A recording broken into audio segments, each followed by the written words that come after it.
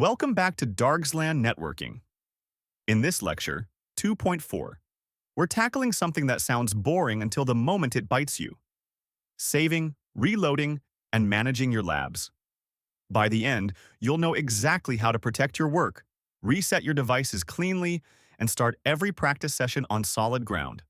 Because trust me, lose your config once, and you'll learn the habit forever. So why does this lecture exist? Because there are three moments every beginner runs into. First, closing Packet Tracer and discovering 2 hours of configuration just vanished because saving the file isn't the same as saving the device config. Second, breaking something after 30 commands and having no idea which one did it. And third, hunting through desktop, downloads, and documents for a lab file you swore you saved somewhere. After this lecture, none of these three will ever hurt you again. To fix all three, you need one mental model.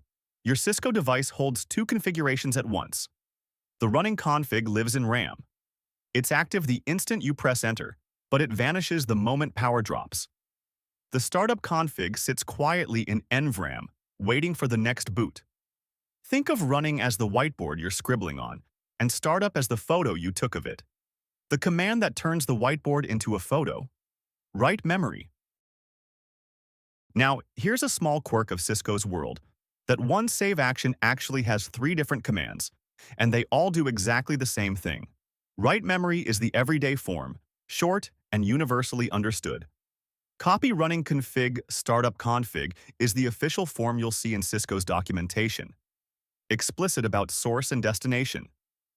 And then there's baburar, just 2 letters, the lazy form that working professionals tend to default to. Pick whichever fits your muscle memory. The result is identical. So when should you actually run it? 4 moments worth burning into memory.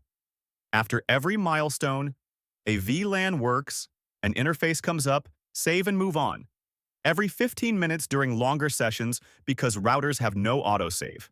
Before any risky command or reload. And before closing Packet Tracer, since the lab file only saves your topology, not what's living inside each device. The rule is simple: if losing it would hurt, write memory. Now, the reload command is your restart button, and Cisco actually gives you one last chance to save. If your running config differs from startup, you'll see system configuration has been modified. Save? Yes, no.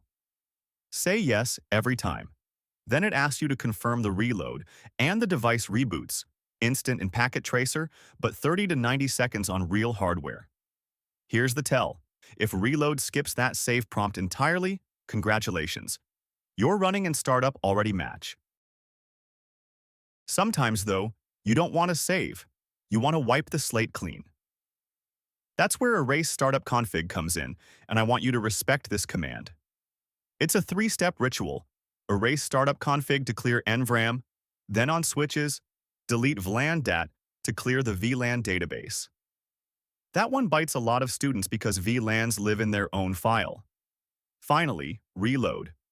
Use it when you're starting fresh or hopelessly tangled.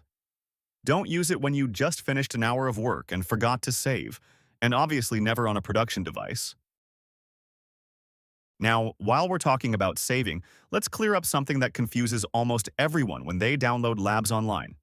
Packet Tracer has 2 file types. A.pk is the standard file, your topology, your configs, your notes. That's what you'll use for 99% of your own work. A.pka is an activity file. It has everything AA.pkt has, plus pre-built objectives and automatic grading. You'll see those in NetAcad courses and a few graded labs here. Same program, different purpose. Now, regardless of which file type you're working with, you need somewhere sensible to put them. Create one master folder. Mine's called CCNA Lab Guide. Then group labs by topic: foundations, VLANs, routing, and so on. Name each file with a 2-digit lab number, a short descriptor, and the extension, like labs su.2 routers, .pat. And here's the small trick that saves real frustration.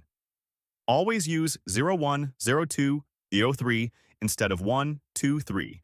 So your files sort in the right order instead of jumping from lab straight to lab 10.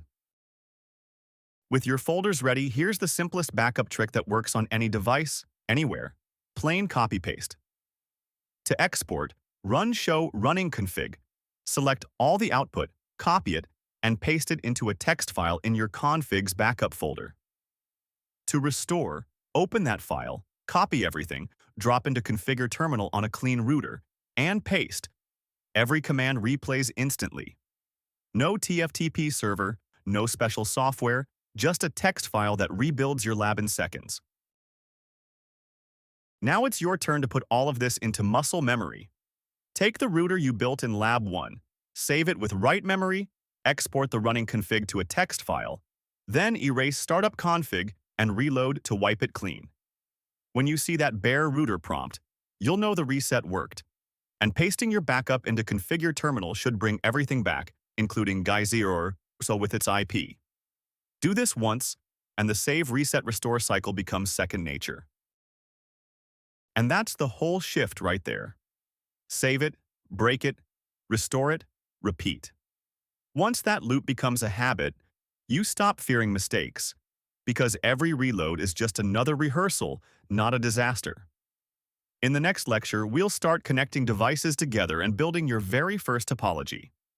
Nice work getting through lecture 2.4. I'll see you in 2.5.